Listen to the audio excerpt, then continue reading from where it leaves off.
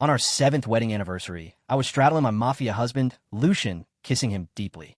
My fingers fumbled in the pocket of my expensive silk dress, searching for the pregnancy test I'd hidden there. I wanted to save the news of my unexpected pregnancy for the end of the evening. Lucian's right-hand man, Marco, asked with a suggestive smile in Italian. "Don, your new little canary, Sophia. How does she taste?" Lucian's mocking laughter vibrated through my chest, sending a chill down my spine. He replied, also in Italian, like an unripe peach, fresh and tender. His hand was still caressing my waist, but his gaze was distant. "Just keep this between us. If my Donna finds out, I'm a dead man." His men chuckled knowingly, raising their glasses and swearing their silence. The warmth in my blood turned to ice, inch by inch. The one thing they didn't know was that my grandmother was from Sicily, so I understood every word. I forced myself to remain calm, keeping the perfect smile of a Donna fixed in place, but the hand holding my champagne flute trembled. Instead of making a scene, I opened my phone, found the invitation I had received a few days ago for a private international medical research project, and tapped accept. In 3 days, I would disappear from Lucian's world completely. Noticing I hadn't touched the blood orange he'd peeled for me, Lucian gently wiped a smudge of wine from the corner of my mouth with his thumb. "Baby, what's wrong? Are you not feeling well?" Looking at the deep affection in his eyes, all I felt was disgust. One moment, he was discussing my sister's body with his men, and the next, he was the perfect husband, deeply in love with his wife. I wonder how long he could keep up this masterful performance. "It's nothing. I was just wondering, what were you all talking about just now?" Lucian casually pinched my cheek, letting out a doting chuckle. "We were discussing an arms deal. I know you don't like hearing about that side of the business, so we used Italian." He must have been so lost in his debauchery lately that he'd forgotten my grandmother was Sicilian, and that I've understood Italian since I was a child. The smoke and liquor in the air suddenly felt suffocating. I pushed him away. "Please carry on. I'm going to get some fresh air." Without waiting for Lucian's reply, I walked straight to the estate's terrace. As I passed, the other wives cast envious glances my way. "Look at our Donna, truly blessed. The Don throws such a grand party for her every year." Yes, the queen of the Marino family. What an enviable position. Hearing such praise used to make me feel proud and happy. I believed I'd found the best husband in the world. But now, I only felt the irony, my heart a frozen lake. No one knew the filthy games Lucian, the man who supposedly loved me to death, played behind my back. Yesterday, I had snuck into his study to leave the anniversary gift I'd prepared for him. It was a restricted area, a place that held many of the Marino family secrets, a place even I rarely had the chance to enter. But this time, I smelled my sister Sophia's unique perfume there. That cheap, cloying scent had soaked into the leather sofa, clung to his suit jacket, and lingered in the air. The moment I walked out of that study, I knew my marriage to Lucian was over. A sudden vibration from my phone broke my train of thought. "Eleonora, I saw on the system that you accepted the project offer. You gave up your career for Marino all those years ago. I'm so happy to see you're coming back. I'll send someone to pick you up in 3 days. You can spend these next few days saying goodbye to your family." At the word family, my knuckles whitened as I gripped my phone. Ever since my parents were killed in a blood feud 5 years ago, Lucian was the only family I had left. But now that he had betrayed me, he was no longer my family. "Professor, that won't be necessary. Please apply for the highest level of security clearance on my behalf and erase all public records of me." My mentor's voice, full of surprise, came through the phone. "Why? Once those records are erased, Eleonora Vettori will have completely vanished from the face of the earth. Lucian will go insane when he can't find you." I laughed bitterly. "He won't. He betrayed me." My eyes began to sting. After leaving medical school, the only medical practice I got was patching Lucian up after his gunfights. I had lost myself and gained nothing in return. My mentor fell silent. After a long moment, he sighed. "I thought it was strange when you suddenly accepted the offer yesterday. I never imagined." "All right, I'll arrange the highest level of security clearance for you. Just get your affairs in order these next 3 days." Hearing my mentor agree, I finally breathed a sigh of relief. The security protocol meant I no longer had to rack my brain for a way to leave Lucian. "Thank you, Professor." Just as the words left my mouth, a familiar, deep voice sounded from behind me, making me jump. "Darling, who did you say was betrayed?" I turned to meet Lucian's dark green eyes, which had sharpened with suspicion, and put on my usual gentle smile. "Oh, I was just chatting with a friend about one of the West Coast families. The Don betrayed his wife, and now she's filing for divorce and a share of the assets. If he loved acting so much, I would play along." Lucian's gaze was sharp as he scanned my face, searching for any telltale micro-expression. Only after confirming there was nothing amiss did his tense shoulders slowly relax. His large, scarred hand slid down my waist as he placed a light kiss on my temple. What an idiot. To betray your woman is to betray your own throne. My queen, that kind of thing will never happen in our family. I stared into his eyes, as deep as an abyss, and smiled softly. But what if it did happen? For example, Eleonora, there is no what if. I, Lucian Marino, swear on the honor and bloodline of the Marino family, I will never betray you. Of course, I was just speaking hypothetically. Lucian fell silent for a moment, then gently rubbed his slightly rough jaw against my cheek. It was strange. While carrying on an affair with my sister, he also displayed an intense, suffocating possessiveness towards me. Then let my punishment be that I can never find you again. You know, Eleonora, you're my life. Without you, I'd go to hell anyway. I didn't respond, only gently wriggled free from his embrace. In 3 days, I would leave this embrace I once craved. Lucian, the punishment you just promised is about to come true. He was about to say something more when a voice interrupted. Don, everything is ready. Lucian nodded, a mysterious smile playing on his lips as he took my hand and led me toward the edge of the terrace. He suddenly covered my eyes and whispered in my ear, "My baby, I have a special gift for you. 5, 4, 3. The moment the countdown finished, he removed his hands from my eyes. The sight before me was breathtaking. He had booked the entire private port, where hundreds of drones danced in the night sky. The twinkling drones eventually formed my name. Eleonora. Lucian embraced me from behind, his voice as gentle as ever. My sweetheart, we've been married for 7 years. But every day with you feels as wonderful as the day we first met. I looked at the sparkling letters in the night sky, feeling as if I were in a different lifetime. Yes, 7 years. From the innocent princess of the Vettori family to the Donna of the Marino family. These 7 years had changed me so much. Enough to turn deep love into betrayal and vows into lies. Lucian turned me to face him, his dark green eyes so focused they seemed to melt me. 7 years, and every year I wanted to give you the best. He slowly leaned in to kiss me. If I hadn't heard him and Sophia moaning in his office yesterday, I might have been fooled by this Oscar-worthy performance until the day I died. Just as his lips were about to touch mine, his phone vibrated. A flicker of annoyance at being interrupted crossed his face, an expression I knew all too well. Good. I wouldn't have to think of a way to dodge him. Damn it. I gave explicit orders that no one was to disturb us tonight. I want to know which idiot dared to ignore them. But when he saw the caller ID, his expression changed instantly. I glanced at the screen and saw my little canary. I knew it was Sophia. Lucian cleared his throat, subtly turning the phone away as his long fingers quickly swiped across the screen. I clearly saw a flash of panic and raw desire in his eyes. Sure enough, the next second he turned to me, a perfectly feigned look of guilt on his face. What is it? I asked casually, my nails digging deep into my palms. The truth was obvious, but I still hoped that this time he would choose me. There's some urgent family business I need to handle. He put his phone away, his eyes full of apology. Darling, I might have to leave for a bit. Now, I'm sorry. I know tonight is important, but this really can't wait. He kissed my forehead. You go back to the room and rest.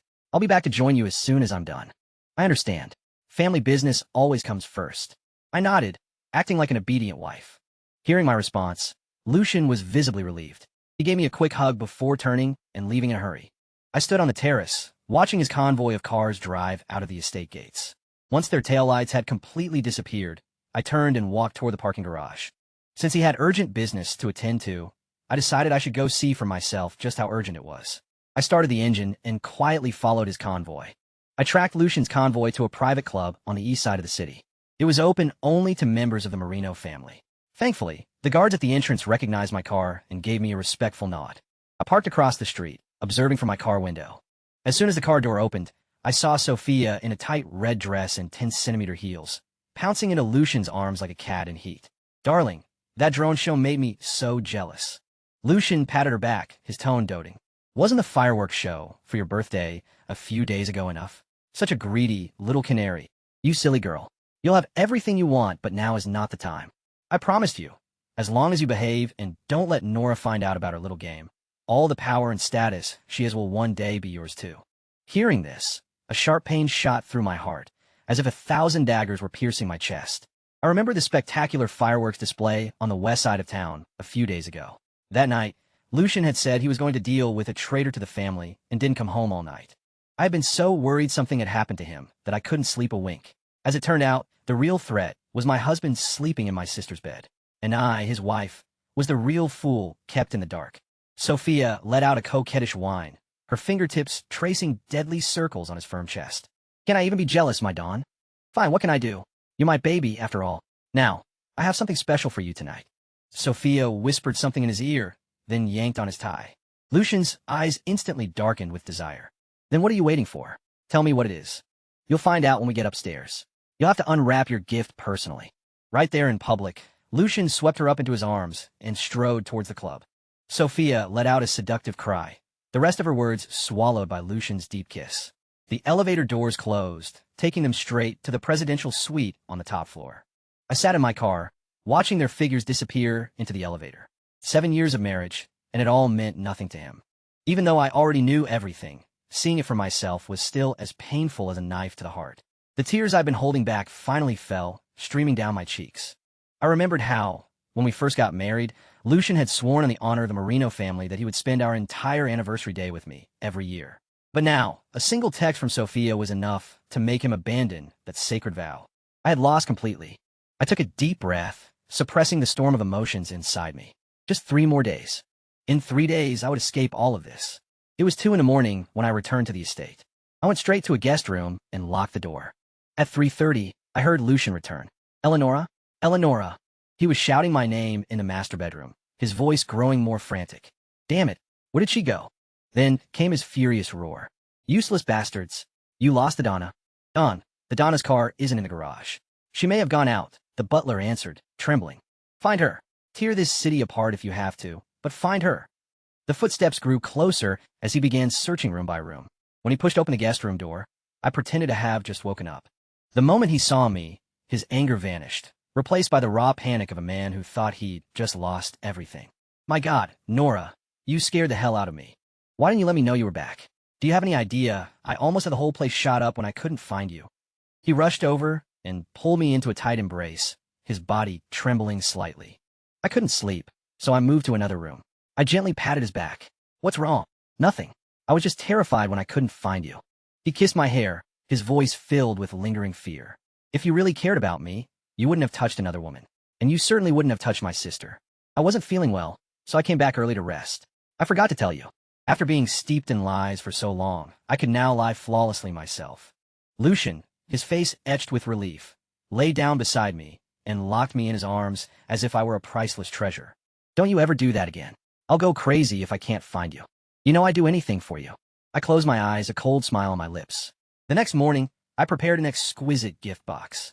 Inside, I placed a family signet ring that symbolized my status as Donna, along with the divorce papers I had drafted and signed overnight. Lucian, this is my anniversary gift for you. He took the box, his eyes filled with surprise. Should I open it now? No. Wait 2 days. It'll have more impact then. He nodded obediently and carefully placed the box in a safe. You're going to love my gift. In 2 days, I would have vanished from his world completely. By then, this gift would tell him the whole truth. Just as I finished speaking, the doorbell rang. The door opened to reveal Sophia's face, tear-streaked and pitiful. Lucian's face darkened instantly. He grabbed Sophia by the wrist and dragged her into the back garden. Are you trying to get yourself killed? I warned you to never show your face here. If your sister finds out about anything, you know the consequences. I walked to the second-floor window, which gave me a perfect view of everything in the garden. Lucian was like an enraged beast, shoving Sophia away forcefully. Are you insane? Do you want to bring the entire family down? Terrified by his rage, Sophia trembled, pulling a hospital report from her bag with a shaking hand. Even from that distance, I could faintly make out her words. I know I shouldn't have come, but I'm pregnant. The doctor said last night was too rough. I'm 9 weeks along, and it's a high-risk pregnancy now. Lucian, I know I shouldn't cause you trouble, but I'm scared. Will the baby be okay? This is your first heir, the future of your bloodline. Those words struck me like a bolt of lightning, shattering me completely. My chest felt as if a hole had been gouged out of it, raw and bleeding. Sophia was also pregnant with a child of the Marino family. I remembered how, when we first got married, we had discussed the issue of continuing the bloodline. Lucian had said that having a child too early would affect our relationship, that he wanted our union to remain the purest form of love. Back then, I was so mesmerized by his so-called devotion that I believed his nonsense and have been on birth control ever since. Only now did I understand. He could so casually father a child with another woman. From the very beginning, he never wanted to have a child with me. Hearing the word pregnant, Lucian froze. He stared intently at Sophia's stomach, a flash of confusion in his eyes. He'd always taken precautions, so how? But he question was there and gone in an instant. His lips trembled, and his tones suddenly softened. 9 weeks? We need to be extra careful at this stage. Nothing can happen to the heir of this family. You wait in the car first. I'll immediately arrange for the family's best private doctor to give you a full checkup. Sophia's tears turned to smiles as she stood on her toes to offer him a kiss. Lucian's eyes instantly darkened, but he gently sidestepped her kiss. We're at the Marino estate. Be more careful. Besides, you need to prioritize the child in your womb now. Don't provoke me. A roguish smile touched his lips as he walked back toward the villa. I quickly retreated to my room and sat back down at the dining table. 9 weeks. That must have been the night I first discovered he hadn't come home. I touched my own stomach, feeling nothing but sorry for this little life. It's Mommy's fault. I couldn't give you a happy family. Soon, Lucian pushed the door open. Nora, I need to go out and handle something. The Romano family has been making some moves lately, possibly targeting our business. I have to go deal with it myself. You be good and wait for me here at the estate for the next couple of days. I gave a faint nod of understanding. Seeing my placid expression, he was relieved and kissed my forehead before leaving. He was still so good at his act, moving effortlessly between Sophia and me. I watched his disappearing figure, then glanced at the calendar on the wall. This might be the last time we ever see each other in this life. That afternoon, my phone vibrated without warning. On the screen was a picture of an ultrasound report. It was followed by another picture. Lucian gently cradling Sophia's slightly swollen belly, bowing his head to kiss it reverently. The tenderness on his face was a gentleness I had never seen before. Even though the sender was an unknown number, the identity of the sender was obvious. Perhaps carrying the Marino heir had given my sister the audacity to provoke me, the Donna. But what she didn't know was that none of this had any effect on me anymore. My heart was already a still, dead sea. My heart was ash. I was determined to disappear. For the next 2 days, as expected, there was no word from Lucian. I took advantage of this time to erase every trace of myself from the estate. I donated what jewels and antiques I could and burned the rest of my personal belongings. I only kept the bare necessities to take with me. On the day I left, I woke before dawn and packed everything into a suitcase. I waited quietly for the car from the lab to pick me up. Just as I was about to contact my mentor to confirm the pickup time, my phone received another text from that number. Sister, the doctor said it's a boy. I'm carrying the Marino heir. Lucian said he's going to make things official for me and our child. You useless woman who can't even produce an heir. If you know what's good for you, get out of the Marino estate on your own. This time I replied, congratulations. Your wish is about to come true. Just after I sent the message, the car arrived. I dragged my suitcase and got into the back seat. As we passed St. Mary's Cathedral, a sudden downpour began. Raindrops hammered against the car window, blurring the world outside. It was then that I saw a familiar line of black cars parked in front of the cathedral through the rain-swept glass. That was where we held our wedding 7 years ago. In the rain, Lucian emerged from the church, holding a black umbrella, his other hand holding Sophia's tightly. She wore a white maternity dress, which stood out starkly in the rain. They had just come out of the church, as if they had just finished a prayer. Just as Lucian was helping Sophia into the car, a gust of wind parted the curtain of rain. He looked up and happened to look in my direction. Through 2 layers of rain-blurred glass, our gazes met again at the very place that had witnessed our vows. What he saw was me, his eyes filled with shock, confusion, and fear. His lips moved silently, as if calling my name. I looked away, severing our final, silent connection.